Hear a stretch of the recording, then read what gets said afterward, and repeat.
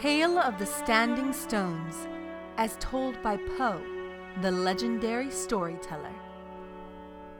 Long ago and far away in the land of Gildan, a young mouse gazed at distant mountains and wondered what lay beyond. His was a life of hardship and turmoil, as was true for many a critter during those darker times. There was nary a drop of honey or nibble of blueberry to be found, as any and every available provision had been used in the Serpents' War, when brave critters gathered together to fend off the serpents of the northern wilds. There, among the poverty and desolation, sat a mouse driven by dreams of hope. Corrin Evertail was his name.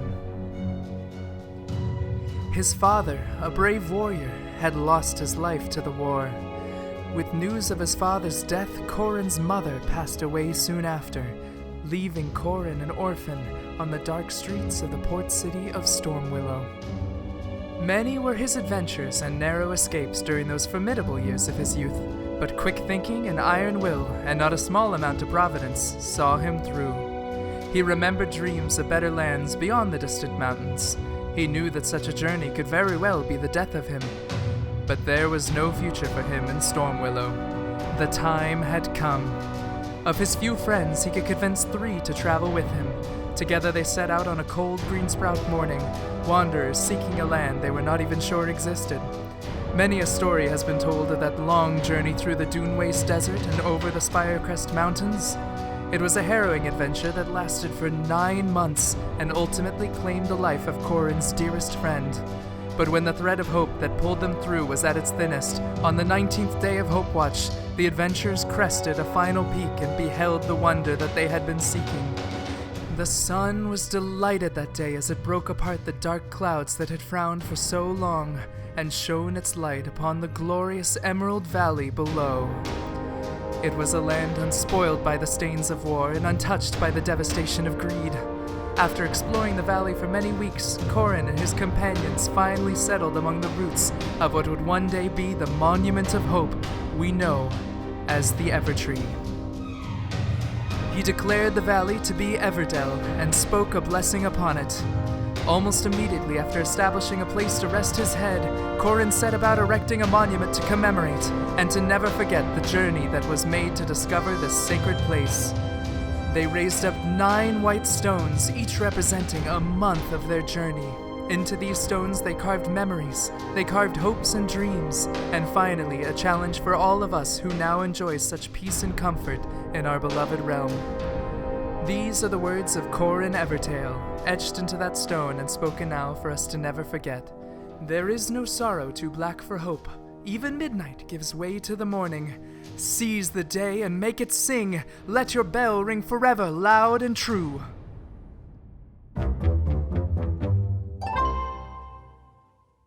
And that is the story of Corrin Evertail, the founder of Everdell. Now his story is woven throughout the rulebooks of the previous games, and now that history continues through the Mistwood and Newleaf and Big Box Collector's Edition expansions of Everdell.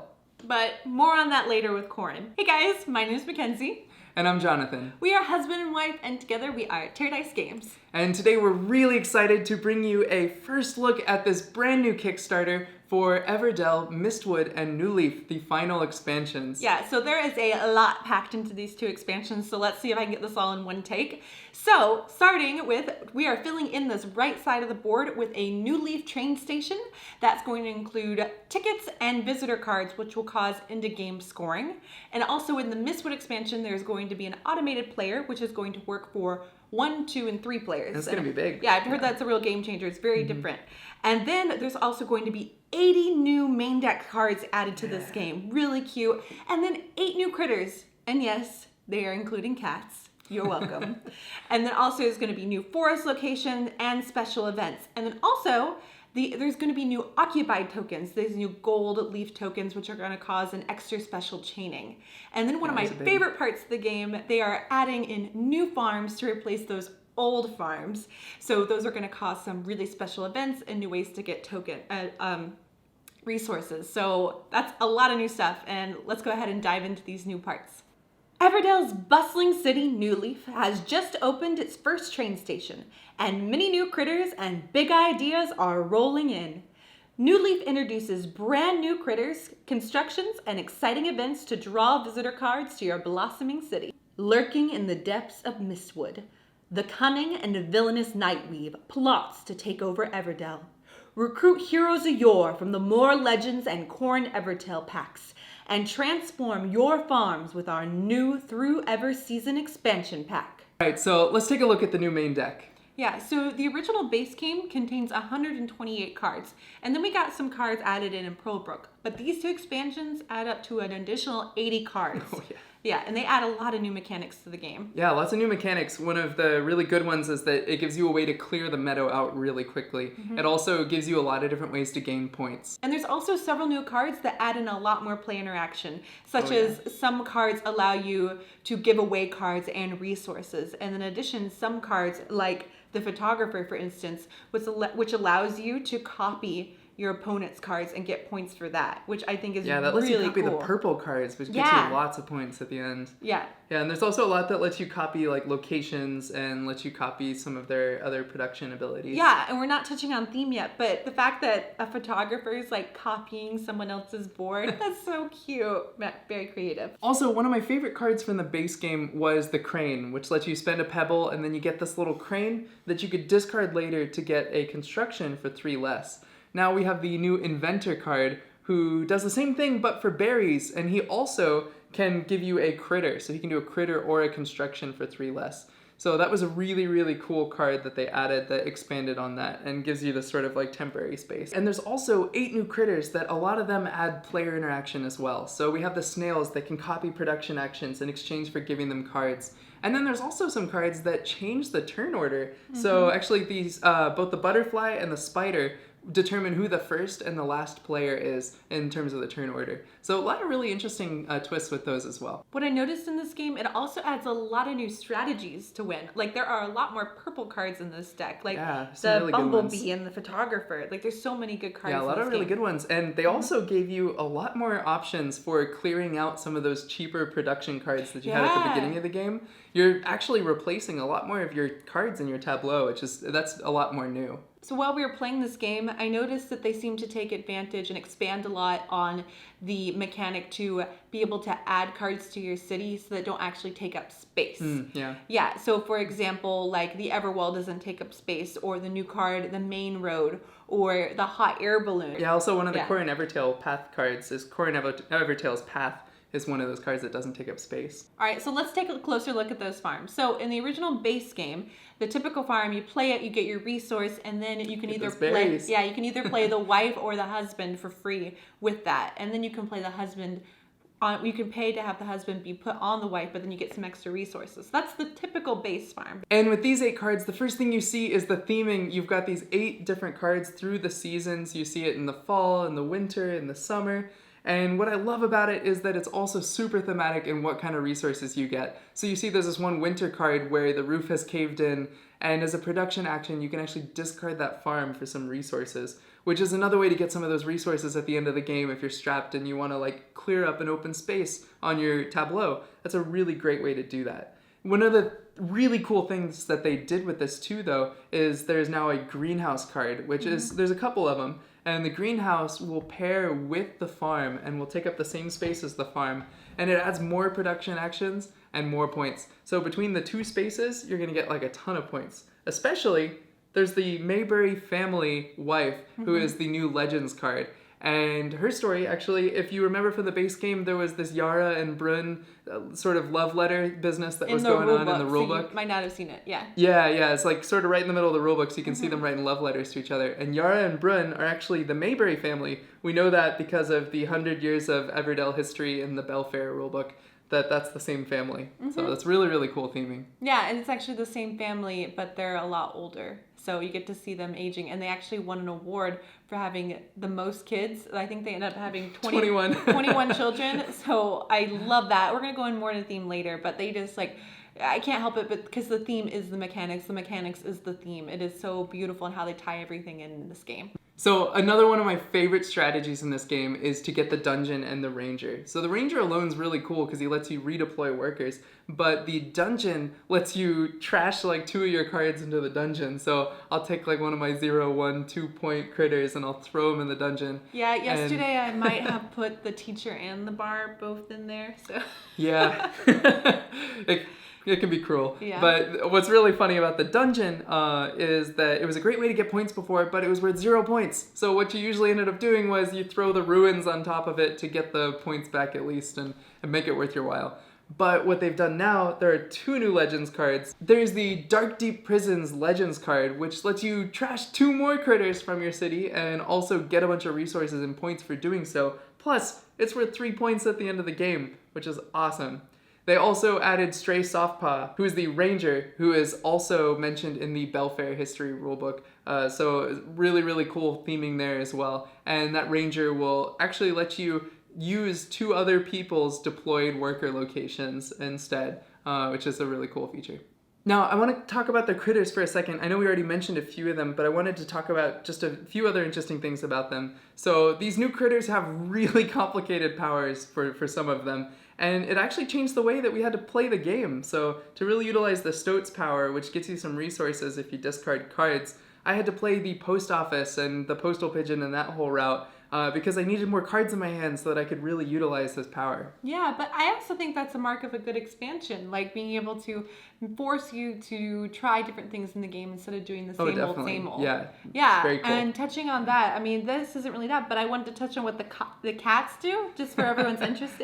They're known as the bossy, and their actions are very bossy. You may send a worker to any basic location, forest location, or paw already occupied by an opponent. So basically, it's like a basic cat move. They're whatever you're working on, they're just gonna come in and take over and be like, "You were doing this? I don't think so." I also really like the honeybees, who every time that the bees would go somewhere, every time they would play a card, as long as it was a non-green card, they could discard a card to reactivate one of their green cards. So they're pollinating their production cards, which I thought was cool. Yeah, and I'm so excited to see what these meeples look like. I'm really curious to see how they're going to do the butterflies. I think that's going to be really neat. Yeah. And we were totally thinking about this. We were saying, what could the new characters be? And I said, it's got to be bugs. It's going to be insects. We're going to get a lot of bugs. And we did, and I'm so excited. So with this expansion, we got new special events and we got forest locations too. So a lot of the special events I think were really cool. What do you think? Yeah, they were really cool. So one of the ones we got, you would get the special event if you had 9 critters or you had 9 constructions. There was also one that was if you had 10 cards or 15 cards.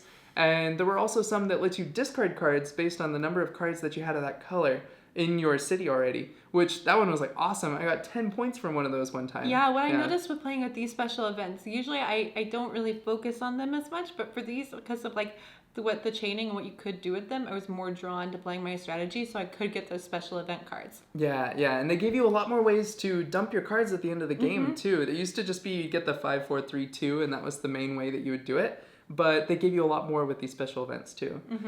The forest cards, we only got 3 of them, so there's probably more in the expansion. But the 3 that we got were 4 twigs, or 2 twigs and a resin, or copy another forest location, which I don't know about you, but I kind of felt like that basically just made us lose a forest location. Yeah, that only seemed to come into like maybe helpful at the beginning of the seasons when we played with 4-player. But then you figure out how your ways around it as you go on. So, I don't know. Yeah, it kind of just felt like we lost some diversity in the forest. But there's probably going to be more. That's just the 3 that we saw. So the occupied tokens, the gold leaf occupied tokens, you get 3 of them and only 3 of them for the whole game. And they work a little bit differently. So a lot of these new cards, they actually say at the top their costs, which we're used to. But here it says like any blue card. So what that means is you could actually play this for free using the occupied token on any blue card in your city. And so you do that using the gold leaf occupied tokens. So you can only do that 3 times. There's also some new constructions that say like any unique critter. So that means you can put one here and play any unique critter for free. Yeah, and the gold leaf tokens occupied, it's probably the only problem I had with the game. I liked the additional power that it provided to the game. Like, that was cool. but to me, it didn't really fit the theming. Maybe it'll make more sense when I have the rule book, but I don't understand what these gold leaves were. Like, why were they unable to unlock? Why were they so powerful? And it would allow me to unlock things that didn't really make sense. Like, they didn't pair well. Like, usually it makes sense. You put the mine to the miner mole. Yeah, that makes sense. But I was like putting really strange things together that just didn't make sense at all. You put the baker in the mine, I think. Yeah. So, it's a bit of a thematic divergence, but I think that overall it was an interesting mechanic. One note is that if you are playing with the new leaf cards, you have to use those gold leaf tokens because that's the only way that you can chain those cards. So you will have to use that. So at the beginning, I said more on this later. Let's jump back into the Tales of Corrin Evertail. Yeah, that's right. So we get these 5 new promo cards for Corrin Evertail, who is the founder of Everdell. We get a lot of great story on him. Actually, the cemetery card in the game shows his grave in the back, and his tombstone is in the back of the original base game rulebook. So he's got a really touching story. You should definitely go read all of that if you haven't read it already. Storytelling is awesome.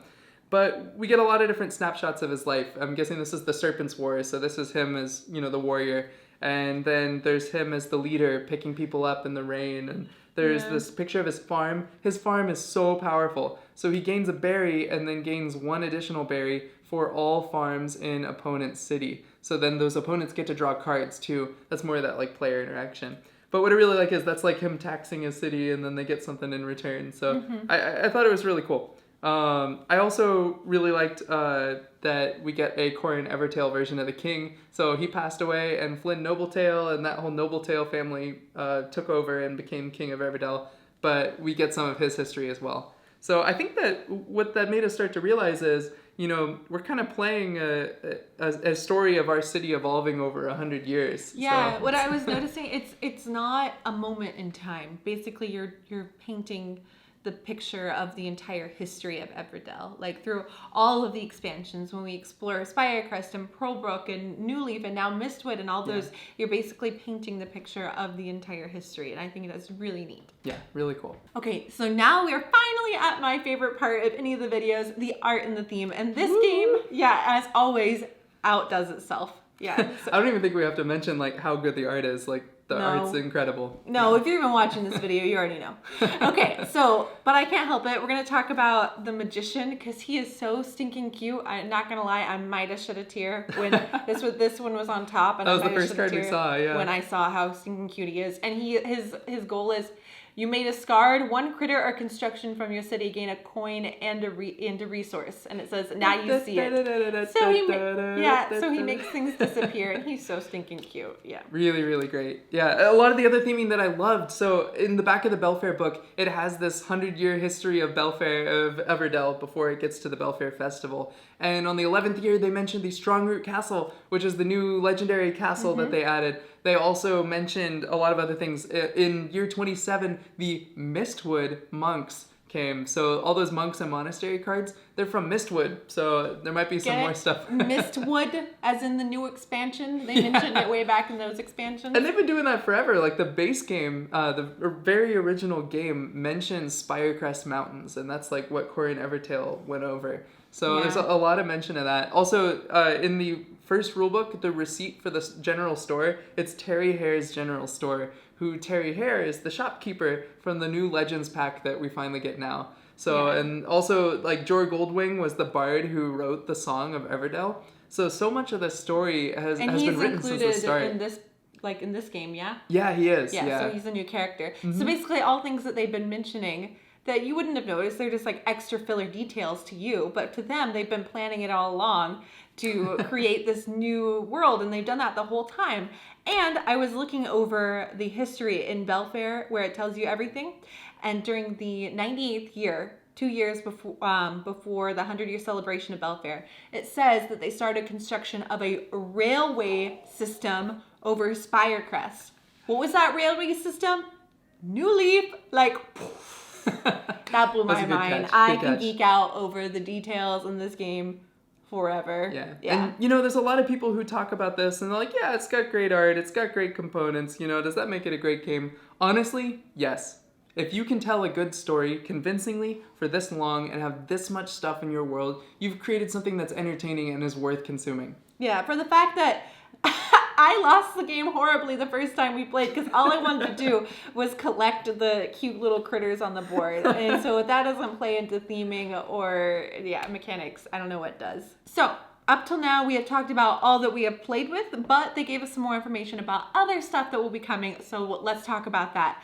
So in Mistwood, there is a character called Nightweave, and she is a spider, and she is going to be the automated player that will play with 1 to 2 to 3 players. And we've heard that this is a really neat player that's going to come into the game. It has a very different element that Rugwort does, who is already that solo player character. So really excited to see what she does. That will be neat. Yeah, really exciting. And there's also a big box, so you can get a big box for your existing collection, or you can get it all together in the complete collection. It's going to be roughly the same size as the Gloomhaven box. So we're going to get a big box with 17 dividers, and it's all their own custom inserts that they've done in-house. So it should be really cool for anyone who's into big box. And also, we're kind of speculating on the train. So there will be a train station over here, and how it will say it will collect points by end of game scoring.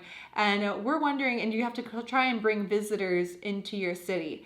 So I don't know, we've been like tossing around, maybe it might be similar to Splendor, how you're trying to get those nobles to come into your city at the end of the game. Yeah, you get certain kind of cards or things like that. So it could be like that. So and I love this, like, the Skimbleshanks character on the train board over there. I love that. So that was really cool. So it'll be neat to see what they do at the train station. Yeah, very cool. And we did get some exclusive information via email from the team. So we do know that the Kickstarter is fully pre-stretched, so there's not going to be any stretch goals. It's not going to be like they have to reach a certain number for them to introduce content. It's all going to be there. But they did say there was a chance that they would be adding accessories. So I don't know if that's like plush stuffed animals, or if that's like pins, or like art. Yeah, it could be art prints. Yeah. Maybe. But we do know that there's a chance for accessories this time around, which is huge. That's new. So Everdell has been an amazing journey with lots of storytelling and lots of really, really cool theme just woven throughout these various games. We do know this is going to be the last expansion for the Everdell series. Doesn't mean it's going to be the last thing in the Everdell universe, but James Wilson has said that he's really happy with ending it on a high note here. He thinks that Newleaf is going to be great. It's going to add in the most new sort of changes to player interaction and how that works, and adds tons of replayability. Now, there's a lot of people who've asked about, I call it Megadell, when you play with like everything in the game. And it turns out that there's nothing really against playing with everything, but the reason they don't officially recommend it is because they haven't playtested enough to know that it's balanced. But if you're cool with that, if you want to just like randomly add all the components together, I am really excited to see how all this works. I know that James Wilson purposefully made sure that Newleaf would work with both Pearlbrooke and Sprirecrest. So we should see some really cool stuff with that. He said that in the Q&A this past Friday. Yeah, overall, great game. Like, I'm sad it's coming to an end, but it's beautiful. I'm really happy I have it. And I hope you also can complete your collection or start it or be inspired to go look at the base game if you don't even know what we're talking about. But yeah. Really great game. All right, everyone, and that was our review / preview of the new expansions to the Everdell universe, Newleaf and Mistwood. If you're seeing this video, they are live on Kickstarter March 9th, and that will go until March 25th. So make sure to click on the link below to get over to that Kickstarter. Thank you guys so much for watching. If you like this video, make sure to like and subscribe, and we'd love to talk to you in the comments about what you think about this new expansion, and we'll see you guys later. All right, happy playing!